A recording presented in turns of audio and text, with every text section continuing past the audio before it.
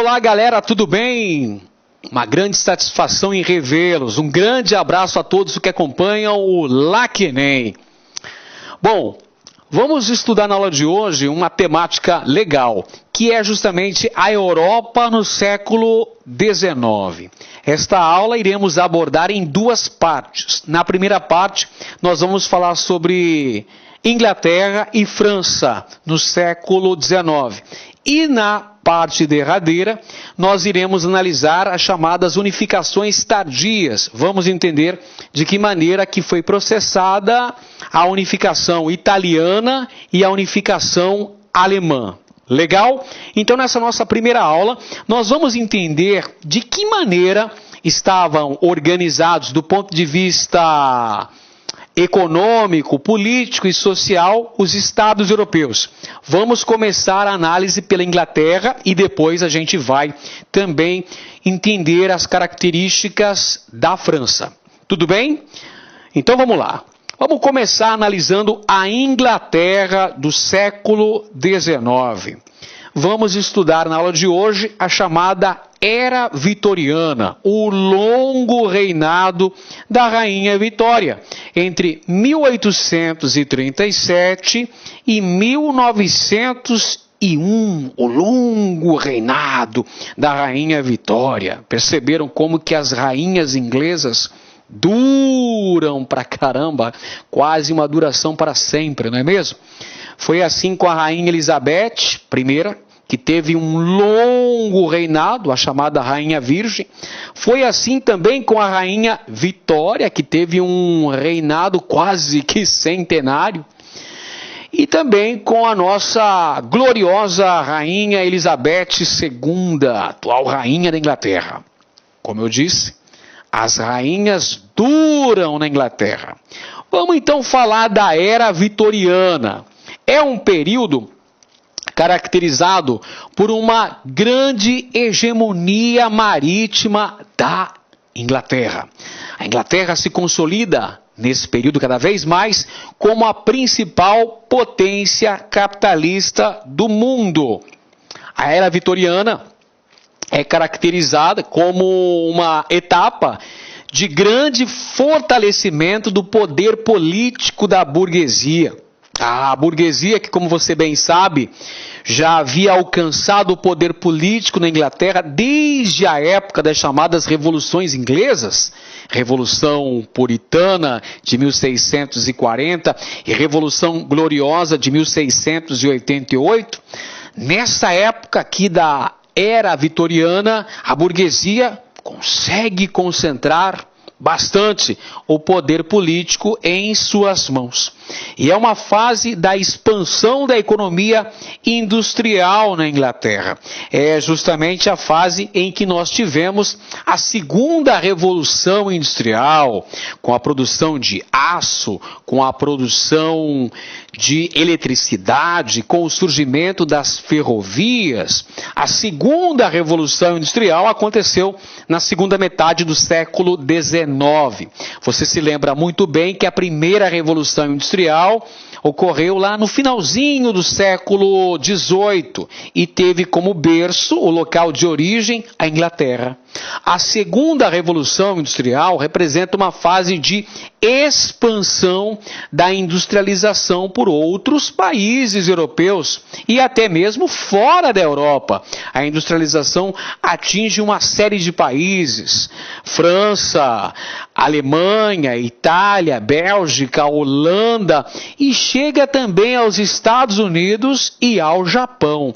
Essa é a segunda fase da Revolução Industrial, que por sua vez levou à necessidade da obtenção de territórios que deveriam fornecer matéria-prima, mão de obra barata e mercado consumidor. É o chamado imperialismo ou neocolonialismo, que caracterizou a política externa da Inglaterra nessa época. A Inglaterra vai conseguir vários territórios de onde irá extrair riquezas, principalmente matérias-primas fundamentais para suas indústrias em expansão.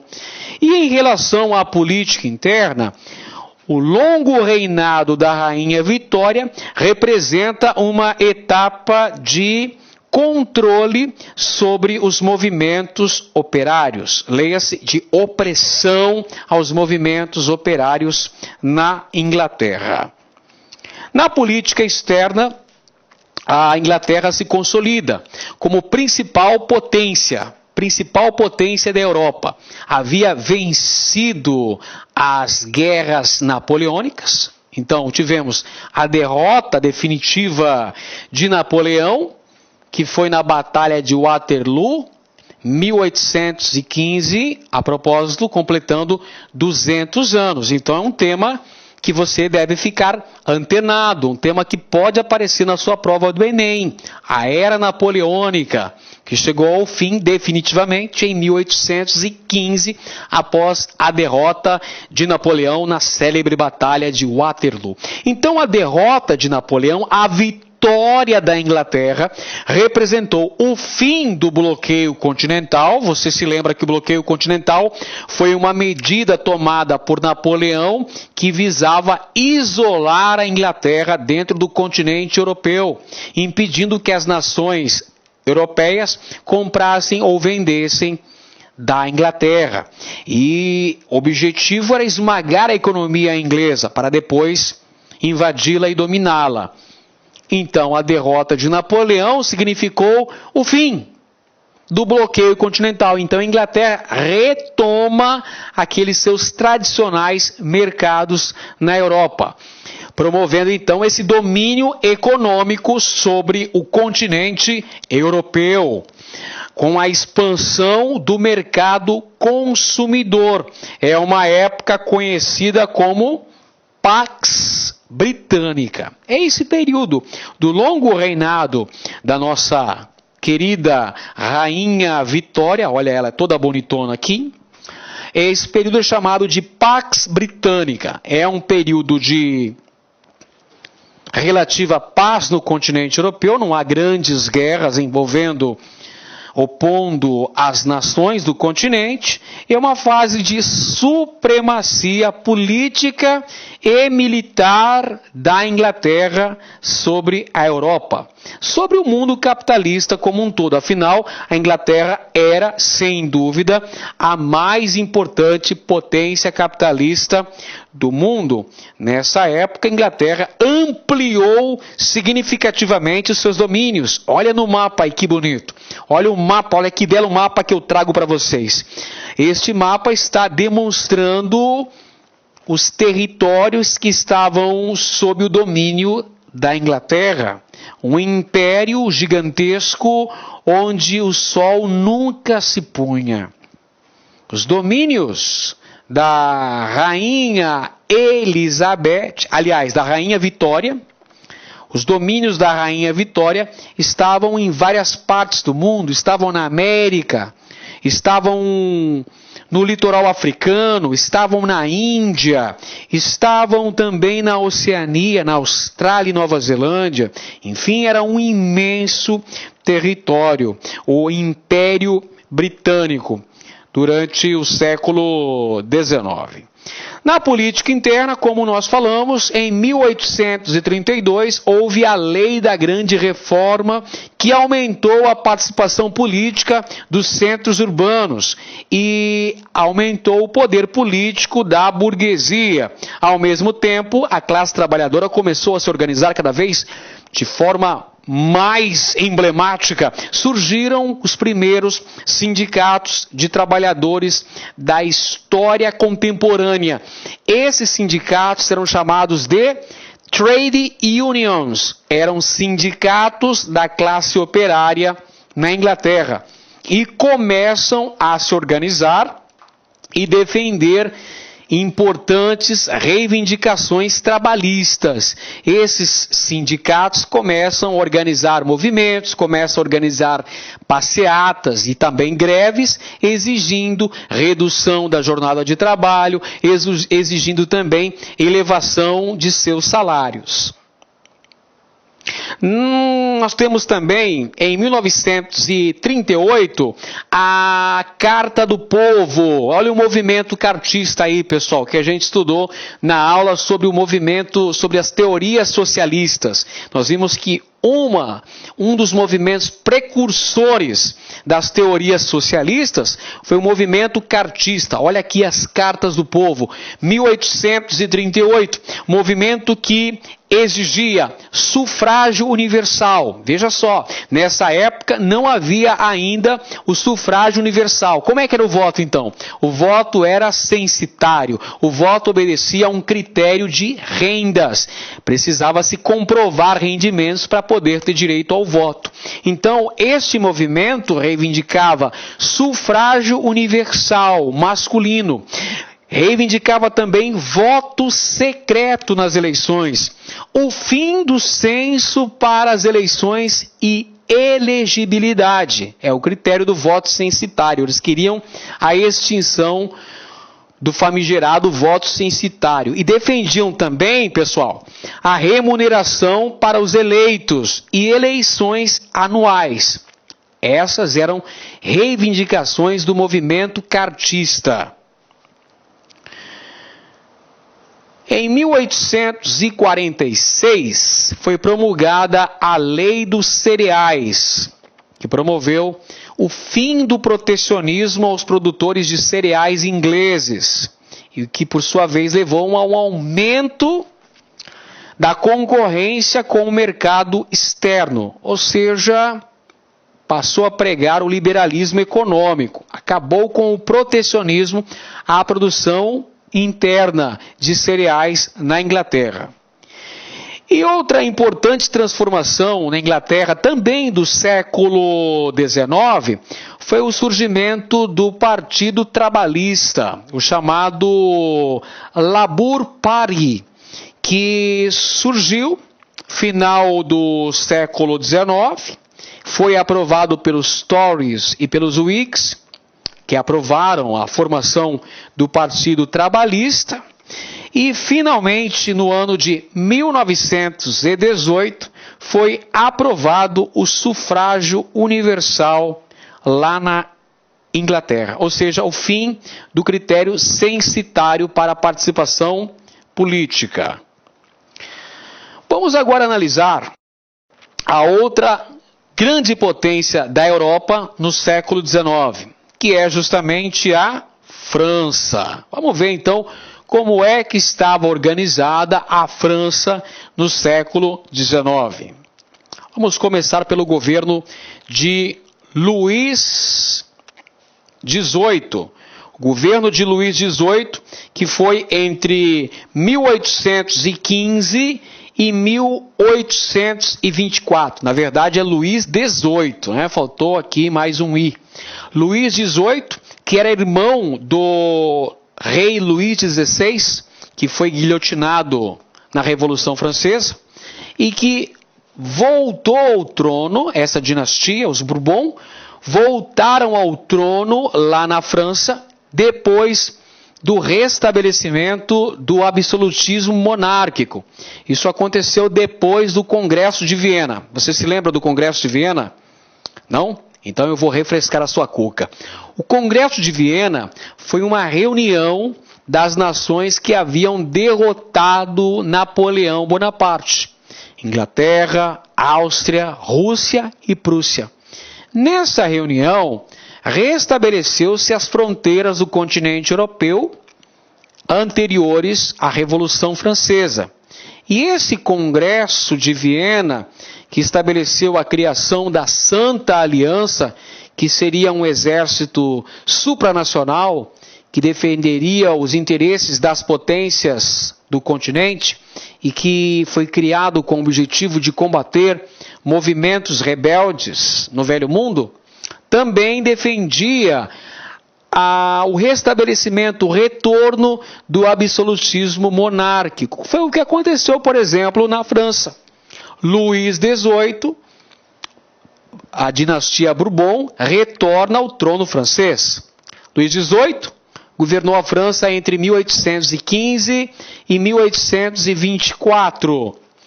Durante o seu governo, na fase de seu governo, nós tivemos a formação de 3 grupos políticos. Eram eles os ultra-realistas, que defendiam o restabelecimento do absolutismo na França. Havia também os bonapartistas, que eram favoráveis ao retorno de Napoleão ao poder. Lembrando que Napoleão morreu em 1821, lá na ilha de Santa Helena, onde estava exilado. E havia também os radicais, que defendiam a queda da monarquia e a proclamação da República. Então, no início do governo de Luís XVIII, esses eram os 3 grupos políticos divergentes que haviam na França.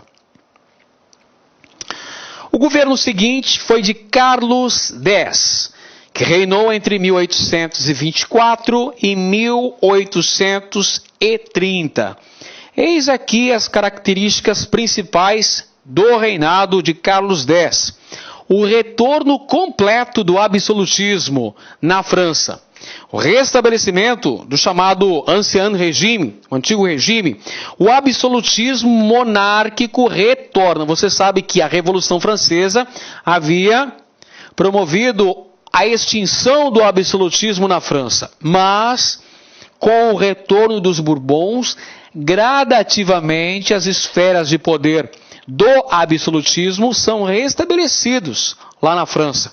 Carlos X, por exemplo, vai governar de forma absoluta na França e restaura os privilégios da nobreza e do clero. Você se lembra que antes da Revolução Francesa, a França estava organizada em estados. 2 estados que eram privilegiados. O primeiro estado, composto por elementos do clero, e o segundo estado, composto por elementos da nobreza. O terceiro estado, que englobava o povo em geral, juntamente com a burguesia, era desprovido de direitos políticos, principalmente. Carlos X, que restabeleceu o absolutismo completo na França, restaurou os antigos privilégios da nobreza e do clero no país. Por causa disso, ele acabou granjeando a oposição da burguesia. A burguesia acaba ficando bastante descontente em relação a essa política de Carlos X. E a burguesia vai organizar, no ano de 1830, as chamadas Jornadas Gloriosas, que vão derrubar Carlos X do poder. E essa revolução liberal promove a ascensão de um novo rei para a França. É Luís Filipe de Orleans, o chamado rei burguês. A ascensão de Luís Filipe de Orleans, o rei burguês, significou historicamente o fim do absolutismo monárquico na França. Aí está. Luís Filipe de Orleans, o rei burguês, reinou entre 1830 e 1848 na França. Seu governo foi caracterizado pelo fortalecimento do liberalismo político e econômico no país e pela submissão do rei aos limites impostos pela Constituição. Então, Luís Filipe de Orleans, o rei burguês, governava com poderes limitados por uma Constituição. Durante o seu reinado, fortaleceu-se o liberalismo político e econômico na França. Este rei aboliu a censura aos meios de comunicação e promoveu também o fim do caráter oficial da religião católica na França. Porém, manteve o voto censitário no país. Aí, meus amigos, aconteceu no ano de 1848 um episódio fantástico no continente europeu, conhecido como Primavera dos Povos. É a Revolução de 1848, que possuía caráter popular, liberal e socialista. Atenção para os principais conceitos da Primavera dos Povos, as principais ideologias, as correntes ideológicas que motivaram a chamada Primavera dos Povos. Nós temos então nacionalismo,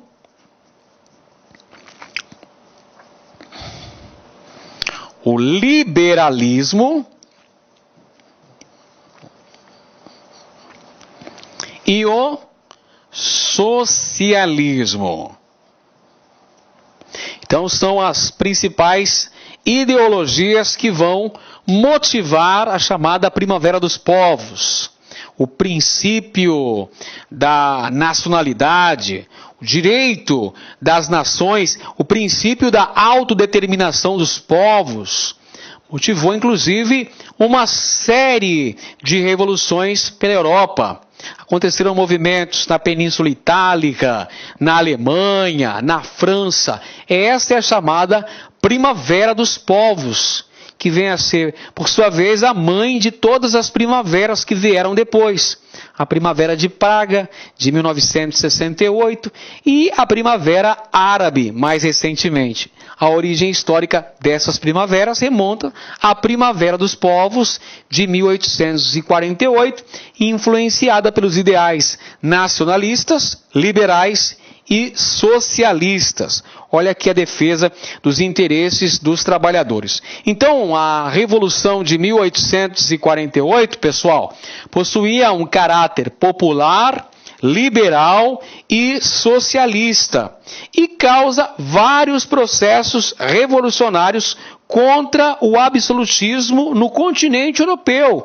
Como eu havia dito para os senhores, em várias localidades da Europa aconteceram movimentos influenciados pela Revolução de 1848. E digo mais para os senhores, a Revolução de 1848 influenciou até mesmo aqui no Brasil, com a ocorrência da chamada Revolução Praieira, que ocorreu em Pernambuco, contra o poder de Dom Pedro II, monarca brasileiro. Para você ver como é que esse movimento, ocorrido lá na França, acabou incentivando uma série de processos em várias partes da Europa, inclusive incentivando a expansão do nacionalismo, pessoal. É outro importante tema. O conceito de nacionalismo vai ser muito trabalhado a partir de então. Várias regiões que ainda não estavam plenamente unificadas vão passar a lutar por isso. Exemplo, Itália e Alemanha, que vão ter os seus processos de unificação iniciados mais ou menos por aí, como consequência direta dessa onda avassaladora de nacionalismo pela Europa. Essa é a nossa famosa Primavera dos Povos. E este quadro aqui que os senhores veem nesse momento, este belíssimo quadro que eu trouxe para os senhores, é o quadro do pintor francês Eugène Delacroix. Chama-se A Liberdade Guiando os Povos, e é um reflexo direto dessa onda revolucionária que varreu a Europa em 1848. Veja aqui a Marianne, que representa a República Francesa, com seus seios desnudos, empunhando o quê? A bandeira da França, a bandeira tricolor da França.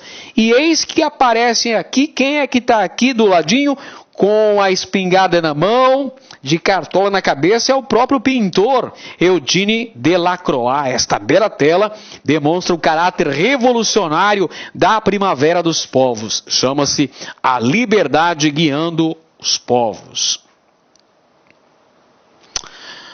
Muito bem, A Primavera dos Povos, a Revolução de 1848, promoveu a queda de Luís Filipe d'Orléans, o rei burguês, e a fundação da chamada Segunda República Francesa, que duraria de 1848 até 1852. Foi convocada uma Assembleia Constituinte, cuja missão seria escrever uma nova Constituição para a França. E nessa Constituinte haviam diversas tendências políticas. Haviam os liberais, que estavam inclusive na presidência, representados por Lamartine. Haviam os moderados, capitaneados por Ledru Rollin.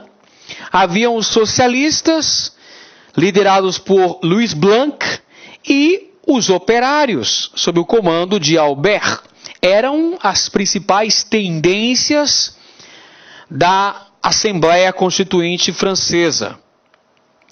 Em 1848, ocorreram eleições, e nessas eleições, adivinha quem venceu? Vitória dos liberais. Isso acabou desencadeando revoltas populares contra o resultado dessas eleições. E o general Cavaignac promoveu a repressão dessas revoltas populares. Ocorreu o massacre dos revoltosos, a suspensão dos direitos individuais e nada menos do que 3.000 pessoas foram sumariamente executadas, fora as 15.000 que foram exiladas do país. Ocorreu, portanto, uma violenta repressão contra essas revoltas populares. E quem empreendeu essa repressão foi o general Cavaignac. Ei-lo aí. Esse olhar penetrante. Muito bem. Ocorreu em seguida, pessoal, a elaboração de uma nova Constituição. Para a formação dessa Assembleia Constituinte, que deveria redigir essa nova Carta Constitucional, foi realizada uma nova eleição, com sufrágio universal e poder legislativo com mandato de 3 anos. E o presidente ficou com 4 anos. Essa Constituição estabeleceu um mandato de 4 anos para o presidente da República. Em dezembro de 1848, aconteceram eleições, novas eleições. E nessas eleições, quem saiu-se vitorioso, olha só que detalhe interessantíssimo, quem venceu as eleições de 1848 na França foi Luís Bonaparte. Sabe quem é esse indivíduo? Esse camarada era ninguém menos do que o sobrinho de Napoleão. Luís Bonaparte foi eleito em 1848. Ele era sobrinho de Napoleão Bonaparte. Promoveu a pacificação interna da França. E veja só, deu um golpe de Estado, o famoso golpe do 18 Brumário de Luís Bonaparte, onde ele promoveu o retorno do Império lá na França. Então acaba a Segunda República Francesa e surge o Segundo Império na França. O retorno do Império. Luís Bonaparte é coroado imperador dos franceses com o título de Napoleão III. Olha ele aí. Esse é o Luís Bonaparte, que deu um golpe de Estado, acabou com a República Francesa e proclamou o Império, o Segundo Império Francês. Este é, então, Napoleão III. Temos, então, o período que vai de 1852, a data do 18 Brumário de Luís Bonaparte, até 1870, a data da derrota francesa na Guerra Franco-Prussiana. O Segundo Império Francês é o reinado de Napoleão III.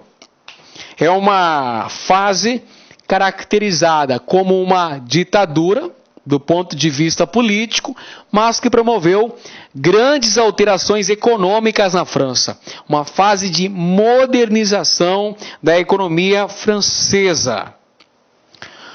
Napoleão III defendeu a chamada política das nacionalidades, que visava fortalecer a autonomia dos países europeus. Qual era o grande objetivo de Napoleão III quando ele empreendeu essa chamada política das nacionalidades?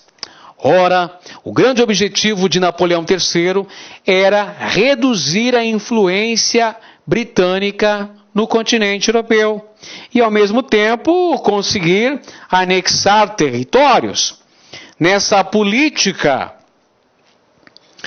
Napoleão III, entre 1862 e 1867, promoveu sucessivas intervenções militares no México, chegando inclusive a nomear um imperador para o México, que era Maximiliano de Habsburgo.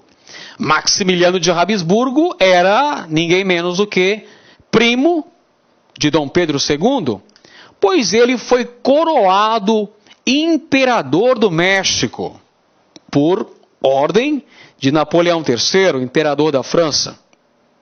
Mas o nosso bom e velho Maximilian Habsburgo foi fuzilado lá no México.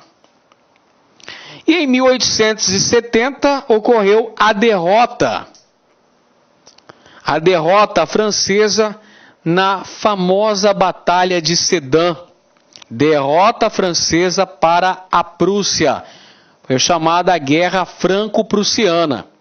A França era contra a unificação da Alemanha. Por que razão que a França se posicionava contrária à unificação da Alemanha? Porque a França não queria o surgimento de uma potência perigosa em suas fronteiras. Por isso que ocorreu a chamada Guerra, vou até anotar aqui, a chamada Guerra Franco-Prussiana,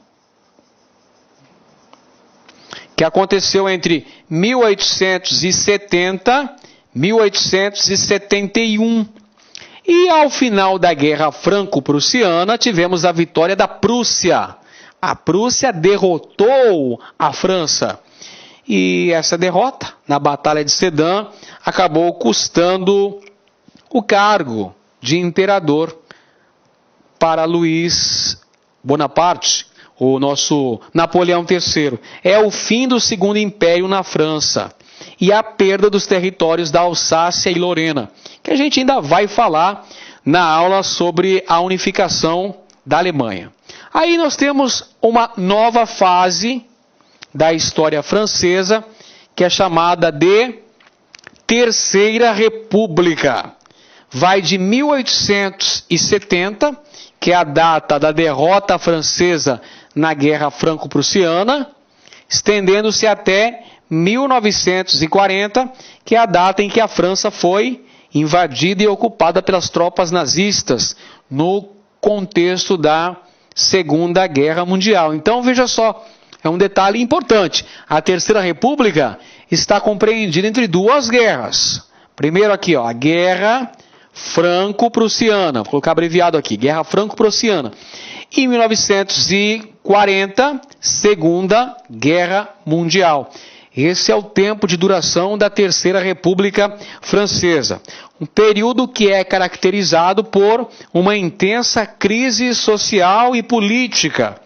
E um detalhe interessante é que a Terceira República começa justamente com a ocorrência da Comuna de Paris, pessoal. 1870 aconteceu a famosa Comuna de Paris, que foi o estabelecimento de um governo popular de tendência socialista, anarquista e social-democrata, lá na França.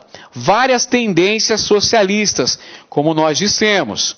Então haviam os socialistas, o socialismo científico. Havia também os anarquistas e também os sociais-democratas.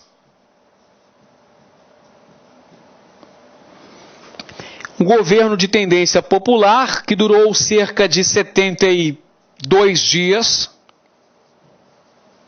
Vai de 26 de março de 1870 até 28 de maio daquele mesmo ano.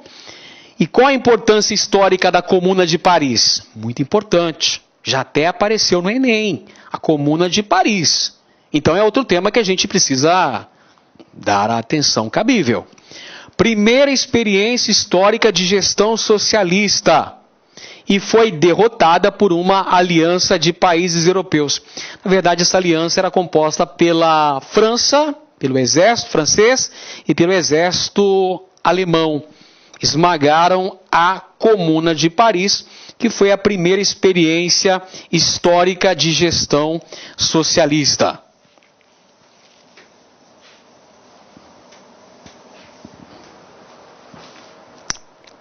Aí a Comuna de Paris. Vive la Commune! Pois bem, pessoal, chegamos aqui à reta final dessa nossa primeira parte da aula. Na próxima aula, eu tratarei de 2 eventos fundamentais para se compreender a história do século XX. Foram as chamadas unificações tardias, a unificação italiana e a unificação alemã. Um grande abraço, Inter. E aí, pessoal, gostou da aula de história? Então curta e compartilhe.